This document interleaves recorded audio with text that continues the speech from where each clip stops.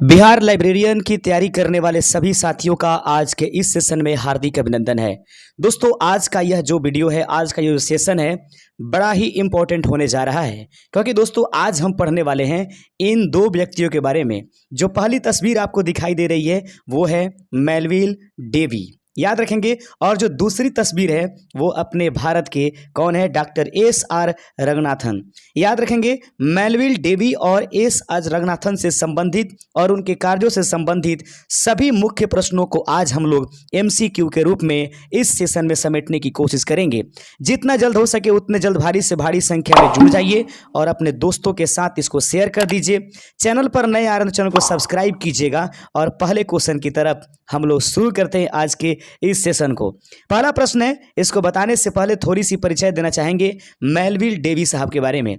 तो दोस्तों, Melville Davy, इनका पूरा नाम है मेलविल लुई कोसुथ डेवी, और उन्हें पुस्तकालय विज्ञान की आधुनिकीकरण अर्थात आधुनिक पुस्तकालय विज्ञान का जनक बोला जाता है। Melvil Louis Kossuth Dewey. कभी कभी आपको डेवी लिखा हुआ भी मिलेगा। दोस्तों, ये कहाँ के रहने वाले? सबसे इंपॉर्टेंट, तो ये अमेरिका के रहने वाले हैं। याद रखिएगा, इनका जन्म जो है न्यूयॉर्क शहर में हुआ था। कब हुआ था? न्यूयॉर्क में 10 दिसंबर 1851 ईस्वी में। बिल्कुल ध्यान रखिएगा कि जो मेलविल डेवी हैं उनका जन्म कब हुआ था? 10 दिसंबर 1851। कहाँ पर? यूएसए अर्थात संयुक्त राज्य अमेरिका के एक छोटे से गरीब परिवार में इनका जन्म होता है दोस्तों।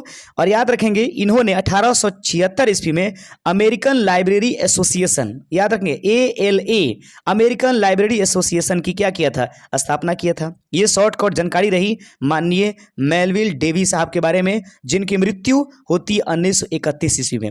जब जन्म कब हुआ? 1851। मृत्यु कब हुई? 1931। ठीक है।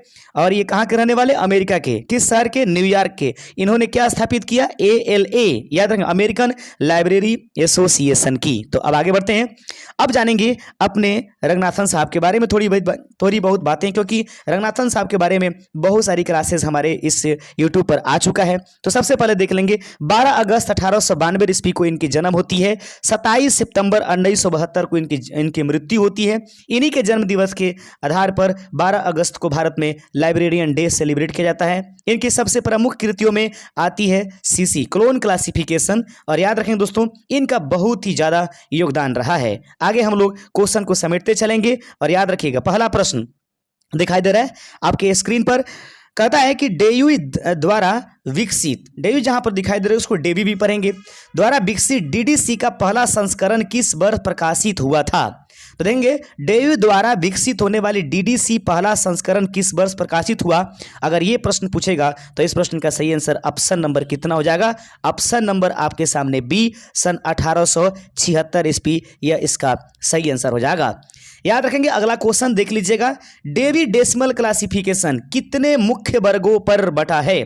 डेवी डेसिमल क्लासिफिकेशन, जिसको हम सामान्य भाषा में DDC के नाम से जानते हैं, कितने मुख्य वर्गों पर बटा हुआ है? इस दूसरे का सही आंसर हो जाएगा ऑप्शन नंबर C, 10 मुख्य वर्गों पर बटा हुआ है DDC। वहीं पर CC जो है वह 5 मुख्य वर्गों पर। दोस्तों देखिएगा, अगला क्वेश्चन है तीसरा नंबर कि रंगनाथन ने कॉलोन क्लासिफिकेशन का पहला संस्करण कब प्रकाशित किया था? बड़ा ही इंपॉर्टेंट क्वेश्चन है कि रंगनाथन ने कॉलोन क्लासिफिकेशन का पहला संस्करण कब प्रकाशित किया? सही आंसर है सन 1933 ईस्वी में। वहीं पर अगर बात करेंगे कि the 5 law of the library science, जो कि रंगनाथन जी की पहली पुस्तक थी, उन्होंने इसको 1931 में प्रकाशित किया था। तो याद रखेंगे, 5 लॉ ऑफ लाइब्रेरी साइंस जो है रंगनाथन जी के द्वारा 1931 में लाया गया, और कॉलोन क्लासिफिकेशन का पहला एडिशन यानी CC 1933 ईस्वी में ये प्रकाशित हुआ था। अगला क्वेश्चन देख लेंगे, चौथा नंबर क्वेश्चन देख लीजिएगा। प्रश्न कहता है कि कॉलोन क्लासिफिकेशन प्रणाली में कॉलोन शब्द का क्या अर्थ है? कॉलोन क्लासिफिकेशन प्रणाली में कॉलोन शब्द का अर्थ क्या है? चौथे का सही आंसर है कॉलन, यानी कि पंक्चुएशन सिंबल, यानी कि इस प्रकार से ये दिया जाता है। ऑप्शन नंबर 20 प्रश्न का सही आंसर हो जाएगा। दोस्तों आज का ये 5वां नंबर क्वेश्चन है कि कौन सी योजना फैसेट एनालिसिस पर आधारित था। Which classification scheme is based on the facet analysis. सही आंसर है कोलोन क्लासिफिकेशन। कौन सी योजना फैसेट एनालिसिस पर आधारित था, तो इस प्रश्न का सही आंसर है कोलोन क्लासिफिकेशन, इसका राइट आंसर हो जाएगा। 6ठा नंबर क्वेश्चन देख लीजिएगा, डेवी डेसिमल क्लासिफिकेशन में 500 किसे दर्शाता है। याद रखिएगा बड़ा ही शानदार प्रश्न है और प्रश्न फिर से दोहरा देते हैं कि जो डेवी डेसिमल क्लासिफिकेशन है डीडीसी, उसमें 500 किसे दर्शाता है। छठे का सही आंसर हो जाएगा ऑप्शन नंबर सी, साइंस, यानी कि कुल मिलाकर के प्राकृतिक विज्ञान और गणित जो है वह डेवी डेसिमल सिस्टम अर्थात डीडीसी में 500वें में रखा गया है। आगे बढ़ते चलते हैं। अगला क्वेश्चन 7वां नंबर देख लीजिएगा, 5 लॉ ऑफ लाइब्रेरी साइंस के लेखक कौन है। बेहद आसान क्वेश्चन, कई बार मैंने इसको बताया। सही आंसर है ऑप्शन नंबर बी, रंगनाथन साहब के द्वारा। आगे बढ़ते चलते हैं। पर क्वेश्चन बड़ा ही शानदार है कि डेवी डेसिमल क्लासिफिकेशन का वर्तमान संस्करण कौन सा है। Which is the current edition of DDC as of 2025। सही आंसर है 8वें का ऑप्शन नंबर आपके सामने सी, जो 23rd है। आगे बढ़ते चलते हैं अगले नंबर क्वेश्चन की तरफ। 9वां नंबर प्रश्न देख लीजिएगा कि कॉलन क्लासिफिकेशन में कितने प्रमुख फेसेट होते हैं। कॉलन क्लासिफिकेशन में कितने प्रमुख फेसेट हैं, तो 90 का सही आंसर हो जाएगा ऑप्शन नंबर बी, यानी कि 5 फेसेट से लेकर के कॉलन क्लासिफिकेशन सीसी का निर्माण किया गया है। 10वां नंबर क्वेश्चन है, PMEST कॉलन क्लासिफिकेशन की किस अवधारणा से संबंधित है। जो PMECT है, इसमें P का मतलब होता है दोस्तों पर्सनालिटी, दूसरा नंबर M का मतलब होता है आपके पास से मैटर, E का मतलब होता है एनर्जी और S का मतलब होता है स्पेस और T का मतलब होता है टाइम। तो PMEST कॉलन क्लासिफिकेशन की किस अवधारणा से संबंधित है, तो याद रखेंगे यह 10वें का सही आंसर हो जाएगा ऑप्शन नंबर सी, यह फैसेट फार्मूला पर आधारित है। ऑप्शन नंबर सी इस प्रश्न का सही आंसर हो जाएगा। आप देख रहे हैं open study area YouTube channel. दोस्तों थोड़े देर के लिए आपको महज 30 से 40 सेकंड रोकेंगे, थोड़ा सा एक एडवर्टाइजमेंट है। दोस्तों आप सभी को मैं सूचित कर देना चाहता हूं कि अभी जो है बिहार लाइब्रेरियन के लिए आर्ट ऑफ टीचिंग और लाइब्रेरियन साइंस की दोनों ई बुक मात्र 100 रुपये में मिल रहे हैं। लेकिन अगर आप सीधे हमारे क्लास से जुड़ जाना चाहते हैं, ज्वाइन कर जाना चाहते हैं, तो उसके लिए आपको थोड़े बहुत और प्रत्येक दिन के या मस्ट इंपॉर्टेंट क्लास की PDF के लिए आपको 130 रुपये प्रदान करने होंगे। तो याद रखेंगे सिर्फ अगर ये दोनों ई बुक जो आपके स्क्रीन पर दिखाई दे रहा है वो लेना चाहते हैं, इसमें 500 कुल मिलाकर के 35 पेज है और 1600-1700 के करीब इसमें क्वेश्चन है, जो कि आर्ट ऑफ टीचिंग और लाइब्रेरियन साइंस जो है उसकी संपूर्ण जो सिलेबस है उसको कवर करता है। आप लेना चाहते हैं तो दिए गए व्हाट्सएप नंबर पर आप हमें व्हाट्सएप करके इसको जितना जल्द हो सके उतना जल्द आप परचेज कर लीजिएगा। और दोस्तों याद रखिएगा, क्योंकि यह जो है यह प्राइस जो होगा ये डबल ट्रिबल हो जाएगा। कब? जैसे ही नोटिफिकेशन आएगा, याद रखेंगे उसी दिन डबल ट्रिबल ये प्राइस हो जाएंगे, इसलिए इधर ही परचेज करके आप शांत हो जाइए। आगे बढ़ते चलते हैं अगले क्वेश्चन की तरफ। प्रश्न है कि DUE यानी कि डेवी ने DDC की योजनाबद्ध संरचना में कितने अंकों की संख्या को प्राथमिकता दी थी। डेवी ने DDC की योजनाबद्ध संरचना में कितने अंकों की संख्या को जो है प्राथमिकता दिया था, तो सही आंसर है 11 का ऑप्शन नंबर बी, 3। यानी कि डेवी ने DDC की योजनाबद्ध संरचना में कितने अंकों की संख्या को प्राथमिकता दिया था। सही आंसर ऑप्शन नंबर बी, 3 होगा। अब आइए देखेंगे वो 3 अंक आखिर कौन कौन है। तो याद रखेंगे 000 से लेकर 999 इसके आगे नहीं जाना है। 0000 से शुरू करना है, 999 इसके आगे नहीं जाना है। इस प्रकार से डेवी ने DDC की योजनाबद्ध संरचना में 3 अंकों का इस्तेमाल किया था। आगे बढ़ते चलते हैं। अगला क्वेश्चन आपके सामने है और प्रश्न है कि रंगनाथन किस देश के थे। बेहद आसान क्वेश्चन, शुरू में बताए थे ये इंडिया के थे, आप सभी जानते हैं। ये किस राज्य से थे, आप लोग जानते हैं तो कमेंट कर दीजिए और प्रत्येक क्वेश्चन नंबर के साथ जो है आंसर आप कमेंट कीजिए, सिर्फ ऑप्शन मत कीजिए, ये गलत बात है। DDC को सबसे पहले किस पुस्तकालय में लागू किया गया। याद रखेंगे DDC को सबसे पहले किस पुस्तकालय में जो है उसको लागू किया गया, तो DDC को सबसे पहले जिस पुस्तकालय में लागू किया गया था उसका नाम था एमहर्स्ट कॉलेज लाइब्रेरी। याद रखेंगे DDC के सबसे पहले किस पुस्तकालय में लागू किया गया, एमहर्स्ट कॉलेज लाइब्रेरी में इसको सबसे पहले लागू किया गया है। 14 नंबर प्रश्न है। प्रश्न कहता है कि बुक्स आर फॉर यूज किस सिद्धांत का हिस्सा है। याद रखेंगे, बुक्स आर फॉर यूज किस सिद्धांत का हिस्सा है, तो 14 नंबर प्रश्न का सही आंसर हो जाएगा ऑप्शन नंबर सी। याद रखेंगे, 5 लॉ ऑफ लाइब्रेरियन साइंस का एक हिस्सा है बुक्स आर फॉर यूज, पुस्तकें प्रयोग के लिए होती है। यदि चैनल पर नए आ रहे होंगे तो जबरदस्त रूप से बिहार लाइब्रेरियन की तैयारी करने के लिए हमारे इस चैनल को सब्सक्राइब कीजिएगा और अपने दोस्तों में शेयर कीजिए। अब तक आपने परचेजिंग नहीं किया है ई बुक, तो ई बुक लीजिए, उसको पढ़िए, हर एक चीज आपके दिमाग में आने लगेंगे। दोस्तों कुछ तो मेरे मित्र ऐसे हैं जो हमें कमेंट करके बताते हैं, सर देखिए थोड़ा सा यहाँ पर मिस्टेक हो गई है। कुछ बड़ा मजा आता है इस चीज से कि अब आपको जहां से शुरू किया गया था वहां से लेवल आप बहुत आगे निकल गए। अब इससे क्या होता है ना कि मजा आता है कि चलिए जिन कैंडिडेट को हमने कुछ प्रदान किए हैं पीडीएफ इत्यादि, उनको गलत और सही अब बेहतर तरीके से समझने आने लगा। इसका मतलब कि काम जो है सक्सेस होता जा रहा है। तो जितना जल्द हो सके उतना जल्द आप हमारे दिए गए व्हाट्सएप नंबर पर कॉल करके या फिर आप जो है इसको मैसेज करके इसको परचेज कर सकते हैं और एक बेहतर समझ के साथ बढ़िए, स्टेट निकालिए, फिर बीपीएससी में आपसे भेंट होती है। कॉलन क्लासिफिकेशन को किसने डिजाइन किया था, तो कॉलन क्लासिफिकेशन को किसने डिजाइन किया भैया, रंगनाथन। ऑप्शन नंबर बी इस प्रश्न का सही आंसर है। आप तो इसको खट से कर दिए होंगे, इसमें कोई दिक्कत नहीं है। आगे प्रश्न है 16 नंबर कि किसने यूनिवर्सल डेसिमल क्लासिफिकेशन को प्रस्तावित किया था। प्रस्तावित किसने किया था, किसने यूनिवर्सल डेसिमल क्लासिफिकेशन को जो है प्रस्तावित किया था, तो 16 का सही आंसर हो जाएगा option number B, Otlet and la fontaine जो है इनके द्वारा सबसे पहले यूनिवर्सल डेसिमल क्लासिफिकेशन को प्रस्तावित किया गया था।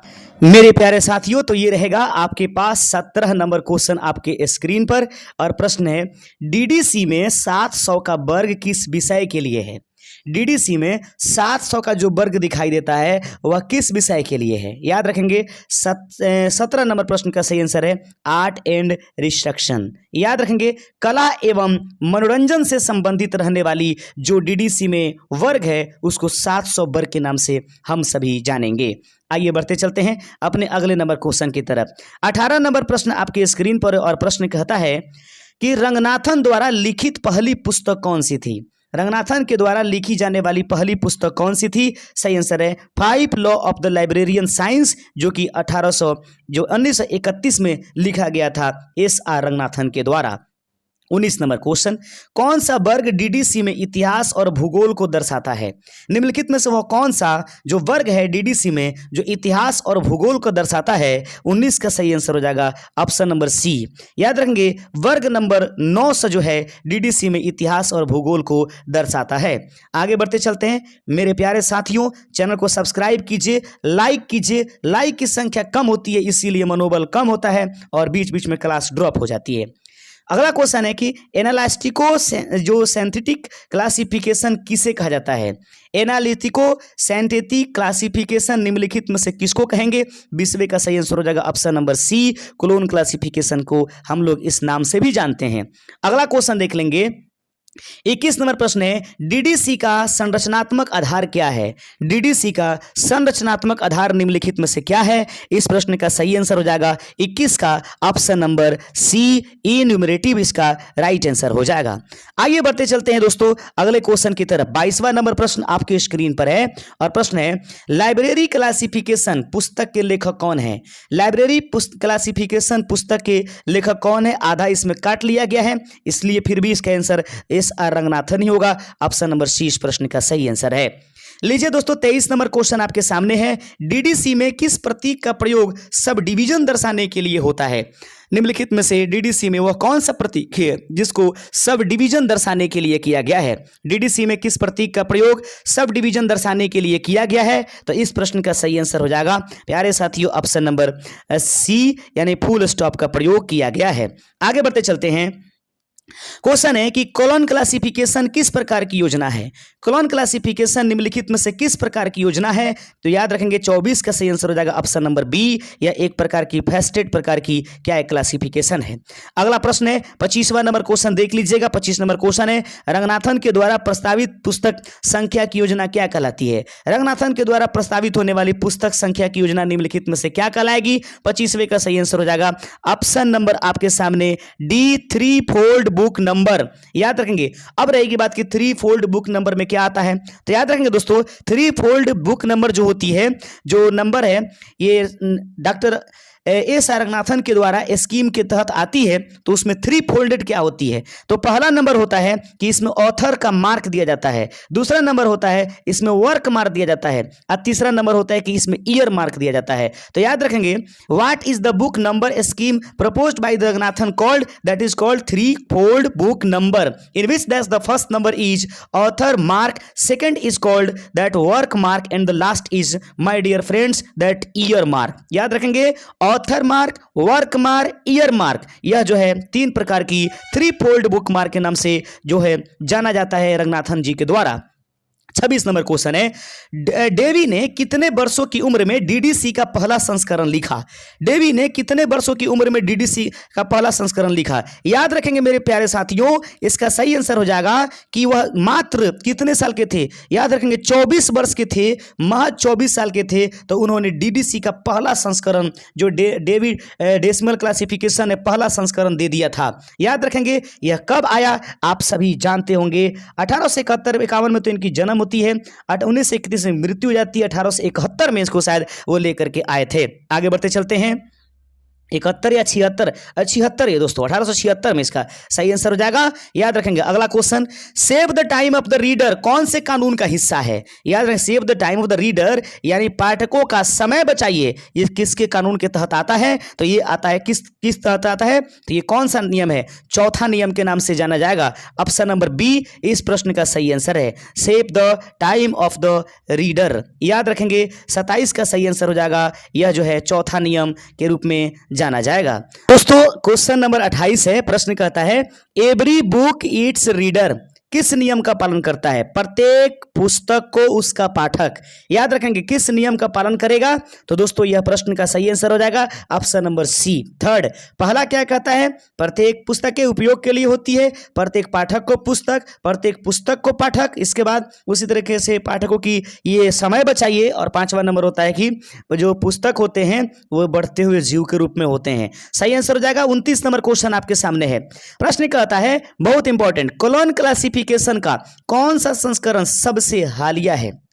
डीडीसी का बता दिया, लेकिन अब पूछा जा रहा है कोलोन क्लासिफिकेशन का कौन सा संस्करण सबसे हालिया है, तो सही आंसर हम कई दिनों से आपको बताते आ रहे हैं, इस प्रश्न का सही आंसर हो जाएगा ऑप्शन नंबर बी, यानी कि 7वां जो संस्करण है वह जो है सबसे नया है, और 2025 तक अभी वही है। आगे बढ़ते चलते हैं, अगला क्वेश्चन देख लीजिएगा, 30वां नंबर क्वेश्चन है कि कोलोन क्लासिफिकेशन में स्पेस किस फेसेट में आता है। स्पेस जो है किस फेसेट में आता है, अगर आपको मालूम है तो प्लीज आप कमेंट करके हमें जरूर अवगत करा दीजिएगा। तो दोस्तों आज के सेशन में डेवी से संबंधित और रंगनाथन जी से संबंधित मिक्स क्वेश्चन 30 हम लेकर के आए थे, जो आपके लिए एग्जाम के लिए इंपॉर्टेंट साबित होगा। अगर ई बुक लेना चाहते हैं तो आप हमें ये मैसेज कर लीजिएगा, नहीं तो शुक्रिया। जय हिंद, चैनल को सब्सक्राइब करके जरूर निकलिएगा।